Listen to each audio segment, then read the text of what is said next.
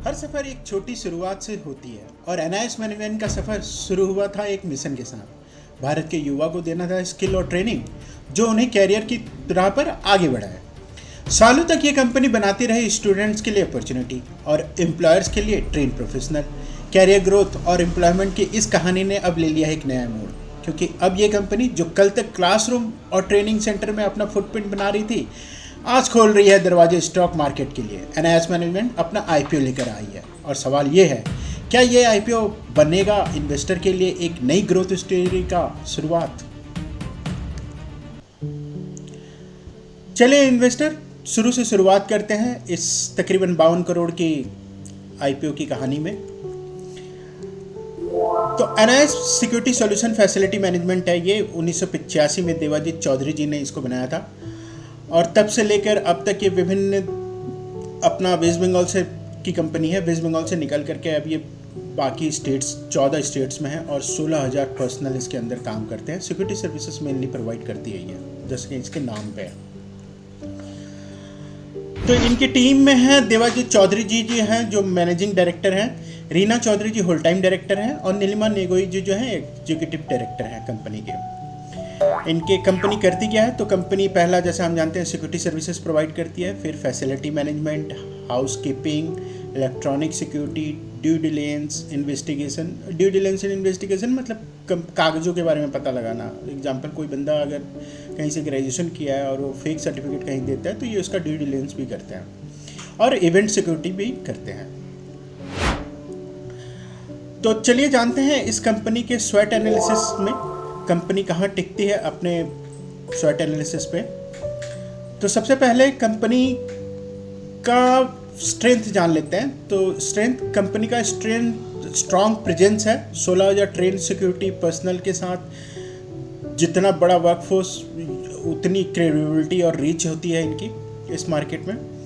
Wide service portfolio, security guard है, investigation services है, facility management है, ये सारा इनका मल्टीपल सर्विसेज है जिससे इनका पोर्टफोलियो बढ़ जाता है सर्विस का। एक्सपीरियंस मैनेजमेंट है। प्रमोटर मिस्टर देवाजीत चौधरी जी हैं जिनके पास 30 साल प्लस का एक्सपीरियंस है और सिक्योरिटी फील्ड में और एडवाइजरी रोल में भी उन्होंने पहले काम किया हुआ है। कंपनी के फाइनेंशियल हेल्दी है। कंपनी 402 करोड़ तक का कंपनी का रेवेन्यू 25 में गया है, 2025 में। कंसिस्टेंट प्रॉफिट है। नेट इनकम करीबन 18.5 करोड़ के आसपास है। कंपनी के वीकनेस पे अगर नज़र डालें तो इनका इबिटा मार्जिन कुछ 6.5 के अराउंड में है, सेक्टर से के एवरेज से भी बहुत कम है। ऑपरेशनल एफिशिएंसी साफ दिखा रहा है कि कंपनी का ठीक नहीं है और बहुत इंप्रूवमेंट की ज़रूरत है। कंपनी ने लार्जली डिपेंडेंट है अनऑर्गेनाइज वर्कफोर्स पर और रेगुलर ट्रेनिंग उनका ज़रूरत पड़ता है। एट्रिशन भी एक चैलेंज होता है क्योंकि वो कुछ टाइम के लिए आते हैं फिर चले जाते हैं। क्लाइंट कंसंट्रेशन भी है इनका, कुछ बड़े क्लाइंट्स पर ज़्यादा डिपेंडेंसी है इनका। अगर कोई क्लाइंट कॉन्ट्रैक्ट ख़त्म करता है तो इम्पैक्ट होगा काफ़ी कंपनी में। आईपीओ फ्रेश इशू है प्लस ओएफएस है, मैंने ऑफर फॉर सेल का कॉम्बिनेशन है, लेकिन मेजोरिटी फंड बिजनेस एक्सपेंशन पर ही यूटिलाइज होंगे, लेकिन इक्विटी डायल्यूशन भी हो सकता है इस कंपनी का, हो रहा है, हो सकता है क्या। कंपनी के अपॉर्चुनिटी को देखें तो फैसिलिटी मैनेजमेंट सर्विस का मार्केट इंडिया में बहुत रैपिडली एक्सपेंड हो रहा है। ऑर्गेनाइजेशन आउटसोर्स पे भी ज़्यादा फोकस कर रही है तो वो बढ़िया है। गवर्नमेंट रेगुलेशन और सिक्योरिटी नीड्स बढ़ रहे हैं जिससे डिमांड भी ग्रो हो रही है। अब कितने सारे हाउसिंग सोसाइटी बन रहे हैं, हर हाउसिंग सोसाइटी में सिक्योरिटी गार्ड्स वालों की ज़रूरत होती ही होती है।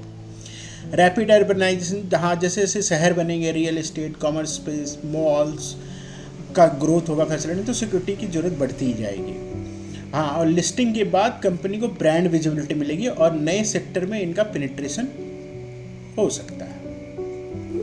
कंपनी के थ्रेट्स देखें तो कंपटीशन बहुत इंटेंस है। इनमें एक नामी कंपनी है क्विस कॉर्प करके और एसआईएस लिमिटेड, टीम लीज, ये बहुत बड़े बड़े प्लेयर हैं जो इस मार्केट में पहले से काम कर रहे हैं। रेगुलेटरी चेंज या लेबर लॉ में इम्पैक्ट अगर किसी भी तरह का हुआ तो प्रॉफिटेबिलिटी और ऑपरेशन में इनका इम्पैक्ट होगा, ये भी थ्रेट है। अगर इकॉनमी स्लो डाउन होगा अनएक्सपेक्टेड इवेंट से तो डिमांड पे टेम्पररी इफेक्ट आएगा। टेक्नोलॉजिकल अडेप्टेशन अगर ज़्यादा हुआ तो फिर इनके लिए चैलेंजेस आएँ, क्योंकि वो सारा काम सिक्योरिटी सर्विस का अपना कैमरा ही कर देगा। 10 लोगों की जगह 2-4 लोगों में ही काम निपट जाएगा। आइए आईपीओ की डिटेल्स को जानते हैं। आईपीओ 25 अगस्त को खुल रहा है और 28 अगस्त को बंद हो रहा है। लिस्टिंग इसकी 2 तारीख को हो रही है, 2 सितंबर को। फेस वैल्यू 10 रुपये है। इशू प्राइस बैंड 111 रुपये पर शेयर पे ही मिलेगा आपको।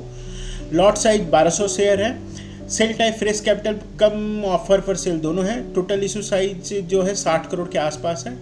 Issue type book building IPO है। लिस्टिंग बीएससी के एसएमई सेगमेंट में हो रहा है इसका। तो एसएमई सेगमेंट में हो रहा है, मतलब 2 लाख से ऊपर का एक लॉट साइज होगा। ऑब्जेक्टिव क्या रहेगा इस आईसीपीओ का? इनका ऑब्जेक्टिव है, पहला तो वर्किंग कैपिटल का 10 करोड़ का ये उसमें डालेंगे जनरल कॉर्पोरेट पर्पस में, बाकी 41 करोड़ का डाल रहे हैं। ऑफर फॉर सेल भी 8.26 करोड़ का है। जो पुराने इन्वेस्टर थे वो यहाँ से एग्जिट लेंगे। अब इसके एक नज़र फाइनेंशियल पे डालें तो फाइनेंशियल अगर हम देखें तो 23, 24, 25 तीनों साल में रेवेन्यू इंक्रीज हुआ है 341, 380 और 405 करोड़। इसी हिसाब से इबिटा देखें तो 28, 31 और 26 नहीं गिरा है, 24 से 25 में गिरा है, 31 से 26 हुआ है। Profit after tax 16, 18, 18। Profit after PAT consistent है। नेटवर्थ इंक्रीजिंग टर्म है 132 से 152 करोड़। एसेट भी इंक्रीजिंग है 247 से 255। बोरोइंग डिक्रीजिंग है 91 करोड़ से 83 करोड़ हुआ है। सेल्स ग्रोथ देखें अगर कंपेरिजन टू लास्ट ईयर तो 6.64% बैठ रहा है इनका कंपेरिजन 380 से 405 करोड़ में। एबिटा में माइनस का ग्रोथ है। रेवेन्यू इंक्रीज होने के बाद भी इनका डिक्रीज हुआ एबिटा, ये कंसर्न और अलार्मिंग है। पैट में हल्का माइन्यूट सा इंक्रीज हुआ है 1.57%। डेट इक्विटी मैनेजेबल है 0.55% है, ये 1 से नीचे है, ठीक है। कंपनी के ROCE देखें तो 17.63 है, ठीक ठाक है। ROE 13.10 है। हेविली डेट कंपनी है, डेट इसका प्रॉफिट खा रही है। प्री आईपीओ ईपीएस देखें तो 12 रुपये 15 पैसा हो रहा है। पोस्ट आईपीओ 9 रुपये 29 पैसा। पी 9 रुपये 9.13 और 11.94। इंडस्ट्री का पी 19 के आसपास आ रहा है, उस हिसाब से फेयर वैल्यू 136 रुपये बैठ रही है। जीएमपी और करंट मार्केट सिनारी के बारे में बात करते हो तो 21 तारीख को इसका जीएमपी था 7 रुपये और लिस्टिंग इसकी 118 के आसपास बता रही है। अगर जीएमपी के हिसाब से हम 176 मान के चल रहे हैं। ठीक है। सो दोस्तों थैंक यू। शेयर करें, लाइक करें, कमेंट करें।